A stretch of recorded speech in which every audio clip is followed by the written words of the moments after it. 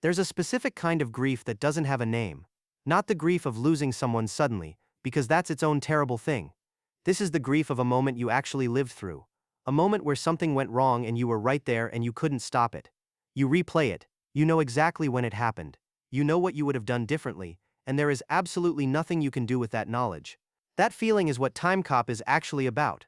On the surface, it's a Van Damme action film from 1994, complete with rocket sleds and split kicks, and a villain who physically melts, and it's fun, it moves fast. But underneath all of that, this film sits with something most action movies refuse to touch, which is the idea that some losses stay permanent.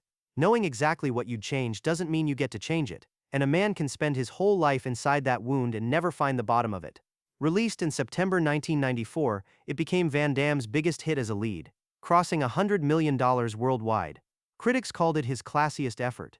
And then it drifted into the background of the decade, the way a lot of mid-90s science fiction did, becoming a title people remember fondly without quite knowing why it stayed with them.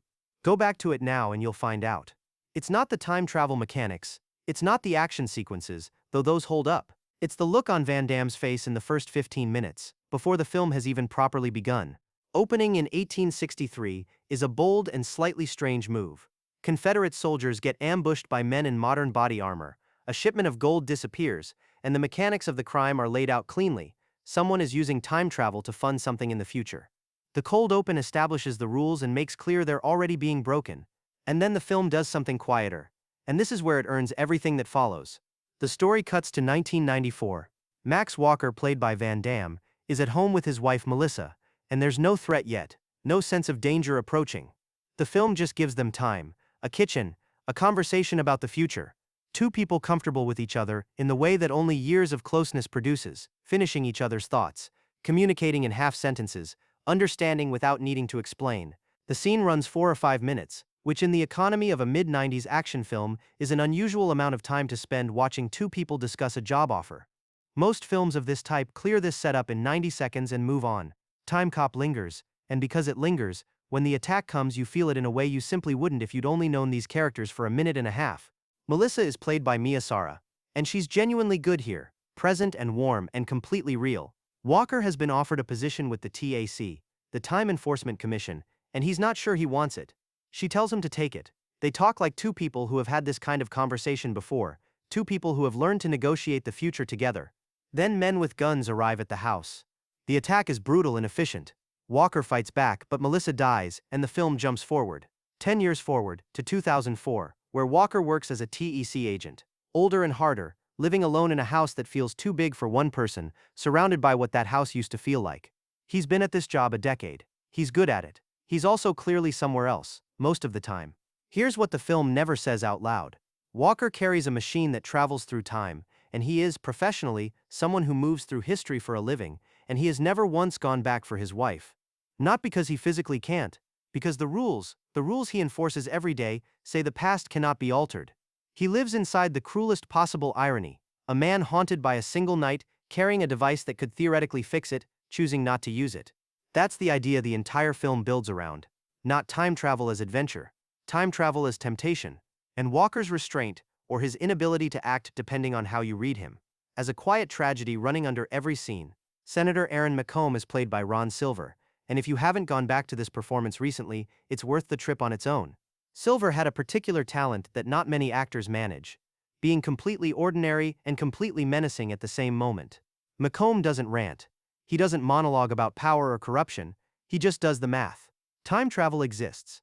It can make a person extraordinarily wealthy. The people enforcing the rules can be bought or removed, so he proceeds accordingly.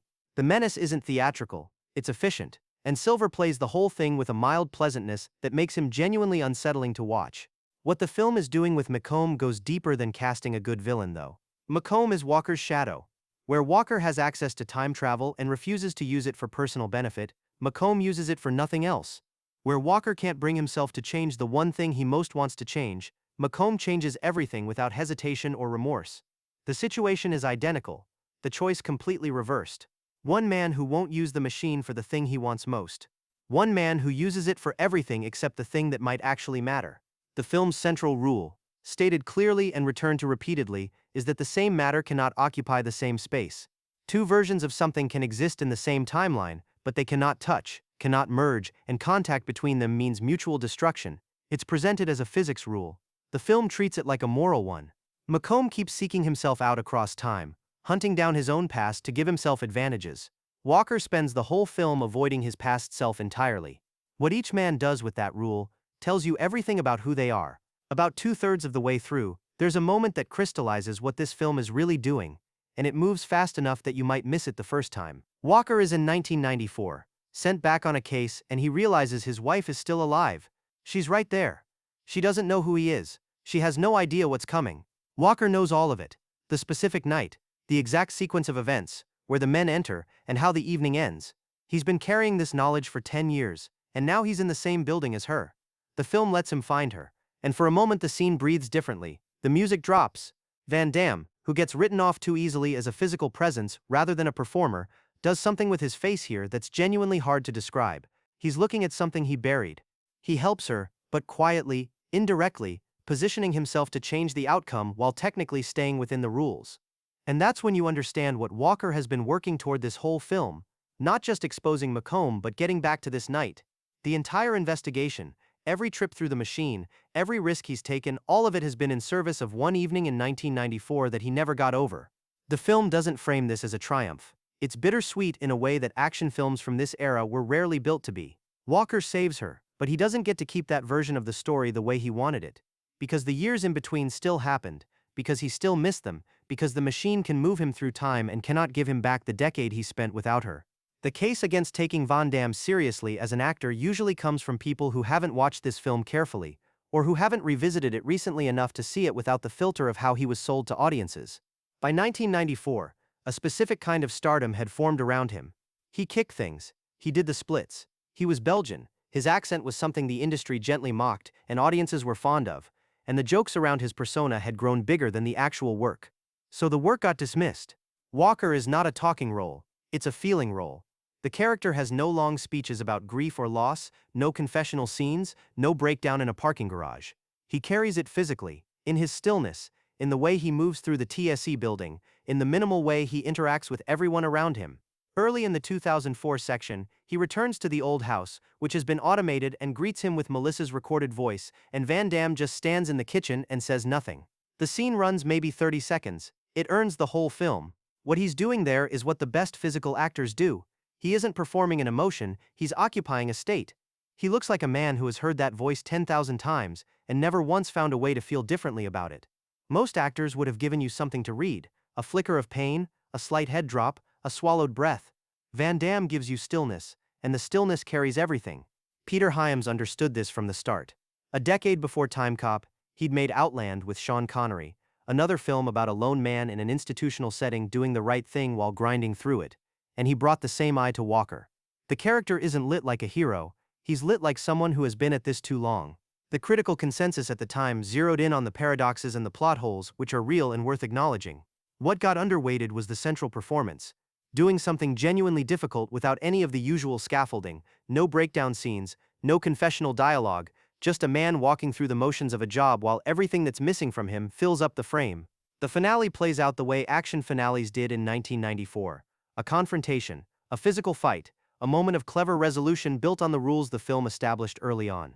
Macomb meets himself. The same matter cannot occupy the same space, and the consequence of that collision is exactly as strange and visceral as the film has been promising it would be. Peter Hyams knew how to close an action film, and the sequence is well staged and satisfying on its own terms. But the scene that follows is the one worth paying attention to. Walker is back in 1994. The timeline has been altered. Quietly, within the rules, in the way he spent the entire film engineering without ever quite admitting that's what he was doing. His wife is alive. The house looks different. A child stands in the doorway and calls him Dad. The film doesn't milk it. No slow-motion reunion, no swelling music cue timed for maximum sentiment. It just shows the thing, Walker walking toward the house, Melissa alive, a family he didn't know he had. That restraint is the film trusting its audience, trusting that everything it built across 90 minutes has already done the emotional work, and that explaining what Walker feels walking through that door would only undercut it. The time travel is real science fiction here, internally consistent and dramatically functional, used to say something about grief and regret and the cost of choices we don't make. The action is real action, physical and dangerous looking, built around what Van Damme could do with his body. And underneath all of it, there's a love story about a man who spent 10 years finding his way back to one evening in 1994.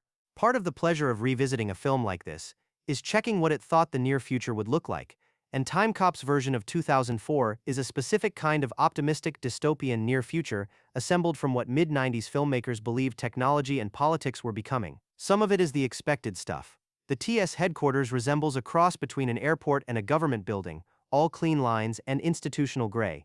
The vehicles are slightly more streamlined. The computers are somehow bigger and less capable looking than what actually existed by the time 2004 arrived. Some of it, though, is sharper than it gets credit for. The political subplot about a senator who self-finances a presidential campaign through financial manipulation spread across decades lands differently now than it would have in 1994. A wealthy man with no interest in policy or ideology, interested only in accumulating power as an end in itself, who sees government as a mechanism for personal enrichment. McComb doesn't believe in anything, he just wants to win. When the film came out, that character read as a thriller villain with a capital V. Watch it now and the shading sits a little differently. The film is also quietly smart about institutional corruption. The TAC is compromised from within, and Walker's ability to do his job depends entirely on the honesty of the system surrounding him, and that system is not honest. He gets there in the end, but not because the institution fixes itself. He works around it, using the rules technically to achieve something the rules were designed to prevent. That observation, that the people who make the rules are often the people most interested in exemptions from them, isn't announced in a speech or underlined with music. It's just built into the structure of how the story works, and it's been sitting there the whole time. Something Timecop does that you almost certainly didn't catch the first time, because it's operating below the threshold of conscious attention. Every time Walker travels to the past, the film changes how it looks, not dramatically, not a different film stock or a different color grade, nothing a 1994 audience would have had the vocabulary to name, but the past is always slightly warmer. The light in 1929, the light in 1863, the light during the night of the attack in 1994, something softer lives in all of it, something hazier, the way memory actually works, with the edges uncertain and the emotional center staying sharp. Walker's 2004 is the opposite. Flat light, functional, institutional, blue-gray, procedural. The warmth has been stripped out of it entirely. Peter Hyams came up through cinematography before he moved into directing, and it shows throughout this film. He's not making abstract art with the light. Everything remains readable and everything serves the story, but he's using it to carry information the script never has to state directly. The past is where the feeling is. The present is where Walker exists. The distance between those two things is the character. Every time Walker returns to 2004, the film is constructed so that you feel it as a step back out of somewhere alive into somewhere merely functional. His present is not where he lives. He's a man who is fundamentally elsewhere, even standing in a room. Films built around time travel as a device tend to settle into a few recognizable categories. Time travel as adventure. The machine is a door. You go through it. Things happen. Time travel as horror. The machine is a mistake, and the passage through it leaves damage that can't be undone. Time travel as farce. The machine generates paradoxes, and the paradoxes themselves are the entertainment. Timecop belongs to a smaller and quieter category. Time travel as grief. The machine in this film is not a door to adventure. For Walker, it's a reminder, and a cruel one. Every trip is a return to a world where Melissa is still alive. Every trip is a world where the attack hasn't happened yet. And every trip ends with a return to 2004, where it has. The machine doesn't just move Walker through history, it keeps reopening the same wound. There's a structural cruelty to this that the film never names. The TEC exists specifically to prevent people from exploiting time travel for personal benefit. Walker enforces that rule. He arrests people who go back to play the stock market, who track down their past selves to correct decisions they regret. He's doing the right thing, and the right thing means watching people get punished every day for the exact impulse he carries and doesn't act on. What does it cost a person to do the right thing, when the right thing is also the painful thing? Timecop has no interest in answering this philosophically. There are no speeches about duty, no conversations about sacrifice. It shows you Walker getting up every day and doing the job, and in the way he moves through the world, the answer is visible: it costs a lot. It costs pretty much everything except the job itself. Roger Ebert had great fun pointing out the paradoxes in his review at the time, and he wasn't wrong about any of them. The mechanics have gaps. What holds up, 30 years on, is the feeling of a man who has chosen integrity over relief, and what the inside of that choice actually looks like day to day. There's something worth returning to about the way Timecop ends, because it's doing something the action genre of the mid-90s almost never did. Walker doesn't just win and walk out. The film doesn't cut to him getting in a car with the music rising, signaling that everything resolved cleanly. Instead, it asks a question: if you change the past, what does the present become? And then it answers it honestly. The world Walker returns to is genuinely altered. Melissa is alive, there's a child, the house is a family house now, not a widower's house. And the difference is visible in every detail of it, but the alterations carry their own cost. 10 years of Walker's life happened in a timeline that no longer exists in quite the same form. He's older than he would have been. He's changed in ways the version of Melissa waiting for him has never seen. The man who walks through that door is not entirely the man she married. He is her husband plus a decade of loss, plus the knowledge of everything that happened and the long effort of undoing it. She doesn't know any of that. She's just glad he's home. It's a happy ending. It's also a complicated one, and the film is honest enough to leave the complication in the frame without smoothing it over or explaining it away. Walker got what he wanted. He also carries something she will never fully understand.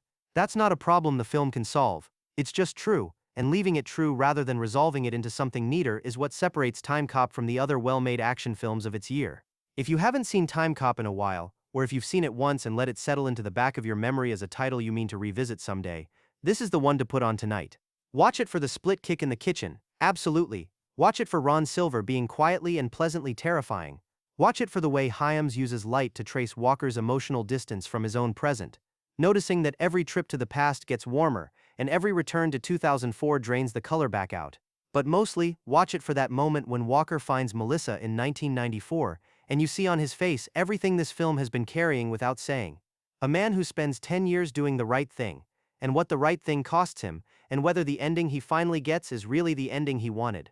The film is generous enough to say yes. It's honest enough to leave something unresolved in the frame, something you'll keep turning over after the credits finish.